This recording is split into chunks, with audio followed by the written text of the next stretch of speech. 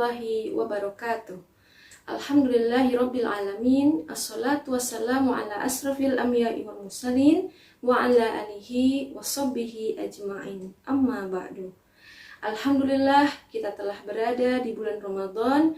Semoga Allah menerima semua amal kita dan menjadikan kita mampu meraih predikat takwa.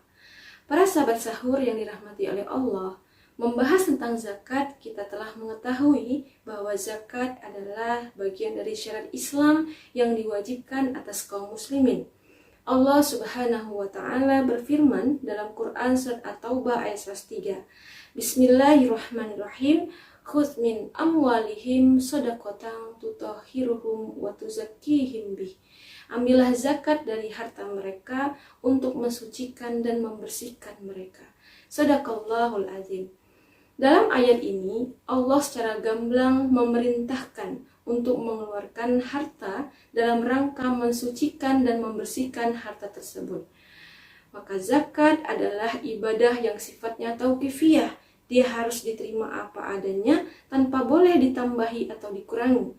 Secara bahasa, zakat adalah an-nama'u atau berkembang, at-tathir atau penyucian, al-barokah ada keberkahan, juga at-thayyib atau kebaikan. Secara syar'i, zakat adalah sejumlah nilai atau ukuran harta tertentu yang harus dikeluarkan kepada orang-orang yang berhak untuk menerimanya dengan persyaratan yang sudah ditetapkan oleh syara. Sahabat sahur yang dirahmati oleh Allah, dalam Islam zakat merupakan elemen yang sangat penting. Mengapa? Pertama, zakat merupakan perintah yang diwajibkan kepada kaum muslimin yang mampu. Yang kedua, mengenai pemanfaatannya, zakat memiliki aturan yang jelas mengenai siapa saja yang berhak untuk menerimanya yang telah dirincikan oleh Al-Quran dalam 8 asnaf.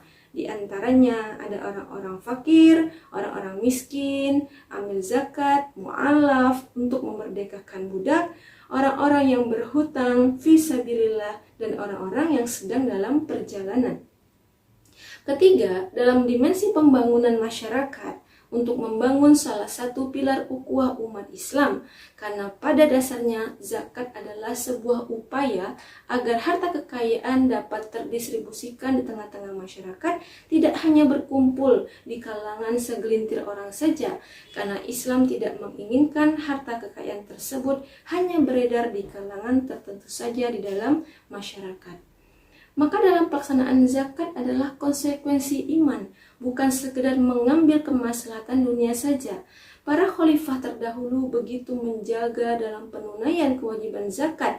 Bahkan pada masa Khalifah Abu Bakar As-Siddiq, ia memerangi mereka yang tidak mau berzakat. Sahabat sahur yang dirahmati oleh Allah, bila kita membahas tentang harta, Islam memandang bahwa status kepemilikan harta bukanlah otoritas absolut milik individu. Artinya manusia bukanlah pemilik mutlak dari harta kekayaan yang mereka dapati. Semua itu adalah titipan dari Allah Subhanahu wa taala yang dengan izinnya manusia berhak untuk memanfaatkannya. Oleh karena itu kita diperintahkan untuk membayar zakat bila kadar dan waktu sampai kepada ketentuan syariat. Ada banyak hikmah zakat yang dapat dipetik bagi kaum muslimin, selain sebagai wujud keimanan kepada Allah, mensyukuri nikmatnya, menumbuhkan akhlak mulia, menimbulkan rasa kemanusiaan tinggi, menghilangkan rasa kikir, rakus, materialistik, dan sebagainya. Sesungguhnya zakat selain bisa membersihkan harta, zakat juga menjadi salah satu elemen yang berimplikasi kepada ekonomi dalam naungan penerapan sistem ekonomi Islam. Namun sayangnya, logika kapitalis hari ini menjadikan zakat sebagai pilar pengentasan kemiskinan, tapi di sisi lain terjadi pemberlakuan ekonomi kapitalis yang jauh dari penerapan syariat Islam. Untuk menyelesaikan problem kemiskinan, jelas tidak cukup bersandar kepada praktek zakat saja, tetapi harus diterapkan semua aturan Islam secara kafah di muka bumi ini. Sahabat sahur yang dirahmati oleh Allah, lalu pertanyaannya, bagaimana kalau bukan hanya bertumpu kepada zakat? Bagaimana pengaturan Islam dalam mengentaskan kemiskinan? Islam telah menetapkan bahwa negara bertanggung jawab penuh untuk mensejahterakan rakyatnya dengan mekanisme pendanaan yang telah ditetapkan oleh syariat Islam. zakat menjadi salah satu sumber pendanaan untuk pengentasan kemiskinan, tetapi ada mekanisme lain yang harus juga dilakukan oleh negara, yakni mengelola kekayaan sumber daya alam secara mandiri tanpa melibatkan investasi dari asing, apalagi menyerahkan pengelolaan kepada asing sebagaimana yang akan pada saat hari ini. Sebuah kontradiktif yang justru terjadi dalam sistem kapitalis saat ini, di mana kita bisa melihat para pemilik modal bebas mengakumulasikan modal mereka secara tersistematis. Mereka menikmati kesejahteraan yang berlimpah ruah, sementara ada segelintir masyarakat yang tertindas dan tidak mampu mendapatkan ekonomi yang normal.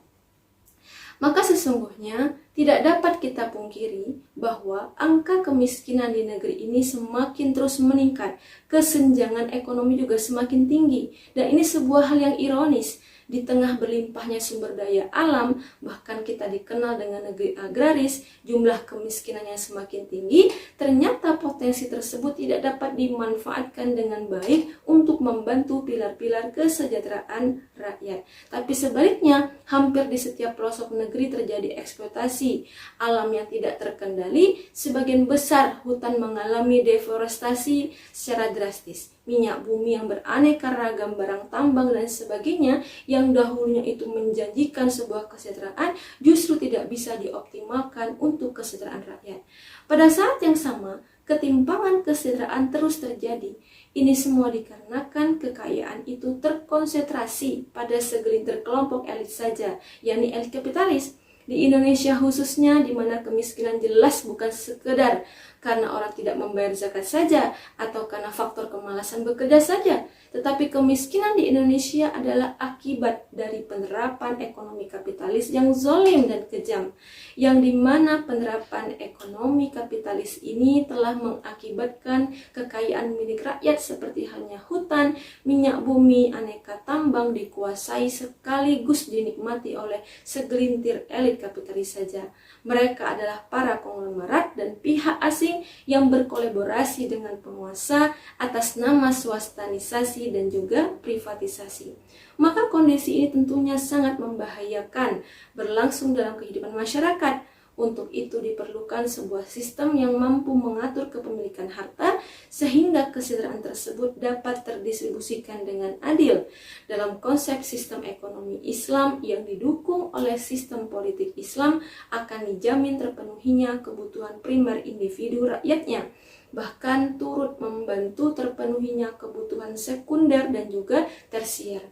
Hal ini adalah prioritas bagi negara untuk memenuhi kebutuhan tiap-tiap rakyatnya, yang pemenuhan kebutuhan ini akan didukung oleh penerapan sumber pemasukan negara yang sesuai dengan syariat Islam, bukan dengan bertumpu kepada pajak dan hutang, melainkan dari pemasukan yang tetap dari fa'i, khoroj, zakat, 1/5 dari harta rikas dan sebagainya. Oleh karena itu, upaya yang kita lakukan untuk menegakkan zakat agar dapat diterapkan, agar bisa dilaksanakan oleh seluruh kaum muslimin yang mampu, kita harus berupaya dengan sempurna menegakkan syariat Islam sehingga lahirlah individu yang bertakwa, pemimpin yang bertakwa yang menjaga amanah, menjaga akidah serta penunaian zakat dan hukum-hukum syariat lainnya, sehingga zakat dapat bisa terlaksana dan kemudian bisa kita dapatkan keriduan serta keberkahan menjadi sebuah negeri yang baldatun thayyibatun wa rabbun ghafur. Karenanya penyadaran dan pencerdasan umat terhadap aturan Islam serta perjuangan untuk tegaknya kembali syariat Islam di muka bumi ini harus menjadi agenda utama kita hari ini. Allahu a'lam bishawab. Assalamualaikum warahmatullahi wabarakatuh.